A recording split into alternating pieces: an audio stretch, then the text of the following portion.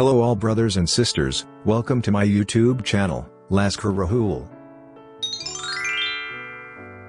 Chapter 15 of The Science of Getting Rich by Wallace D. Wattles.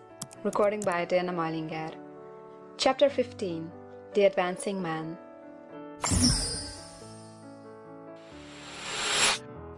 What I have said in the last chapter applies as well to the professional man and the wage earner as to the man who is engaged in mercantile business. No matter whether you are a physician, a teacher, or a clergyman, if you can give increase of life to others and make them sensible of the fact, they will be attracted to you and you will get rich. The physician who holds the vision of himself as a great and successful healer, and who works toward the complete realization of that vision with faith and purpose, as described in the former chapters, will come into such close touch with the source of life that he will be phenomenally successful. Patients will come to him in throngs.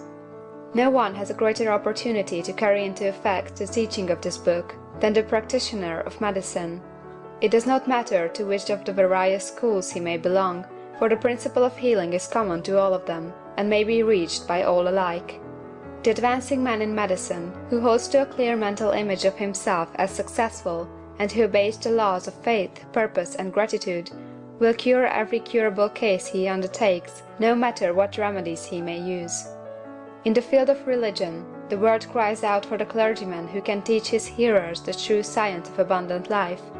He who masters the details of the science of getting rich, together with allied sciences of being well, of being great, and of winning love, and who teaches these details from the pulpit, will never lack for a congregation. This is the gospel that the world needs. It will give increase of life, and men will hear it gladly, and will give liberal support to the man who brings it to them. What is now needed is the demonstration of science of life from the pulpit. We want preachers who can not only tell us how, but who in their own persons will show us how. We need the preacher who will himself be rich, healthy, great, and beloved, to teach us how to attain these things, and when he comes he will find a numerous and loyal following. The same is true for the teacher who can inspire the children with the faith and purpose of the advancing life. He will never be out of a job. And any teacher who has this faith and purpose can give it to his pupils. He cannot help giving it to them if it is a part of his own life and practice. What is true of the teacher, preacher, and physician is true of the lawyer, dentist, real estate man, insurance agent, of everybody. The combined mental and personal action I have described is infallible. It cannot fail. Every man and woman who follows these instructions steadily, perseveringly, and to the letter will get rich. The law of the increase of life is as mathematically certain in its operation as the law of gravitation.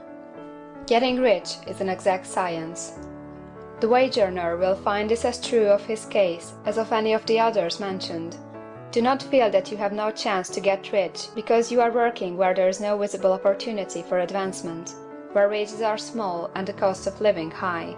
Form your clear mental vision of what you want, and begin to act with faith and purpose. Do all the work you can do, every day, and do each piece of work in a perfectly successful manner.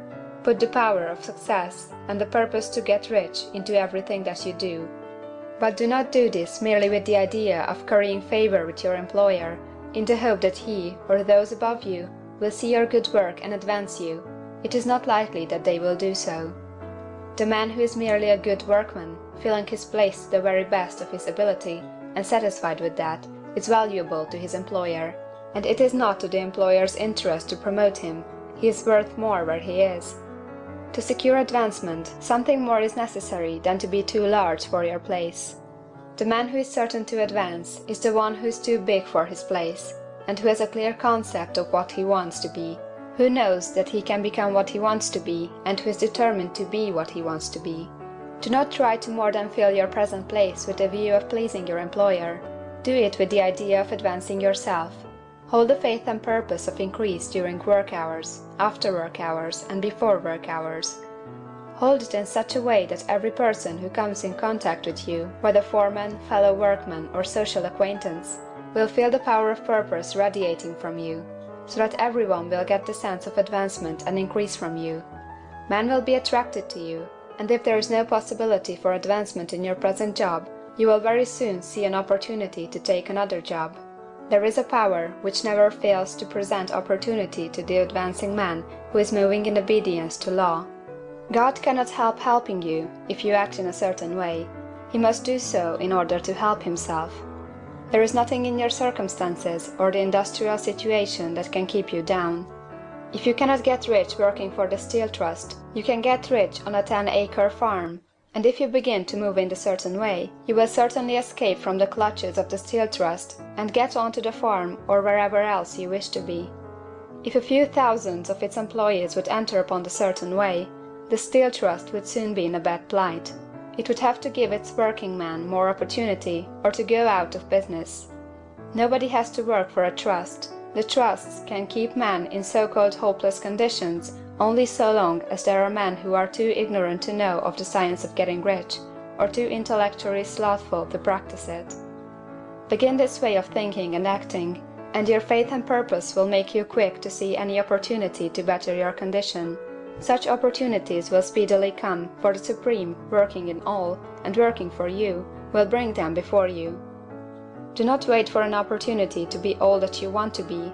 When an opportunity to be more than you are now is presented, and you feel impelled toward it, take it. It will be the first step toward a greater opportunity. There is no such thing possible in this universe as the lack of opportunities for the man who is living the advancing life. It is inherent in the constitution of the cosmos that all things shall be for him and work together for his good, and he must certainly get rich if he acts and thinks in the certain way. So let wage-earning men and women study this book with great care, and enter with confidence upon the course of action it prescribes. It will not fail. End of chapter 15.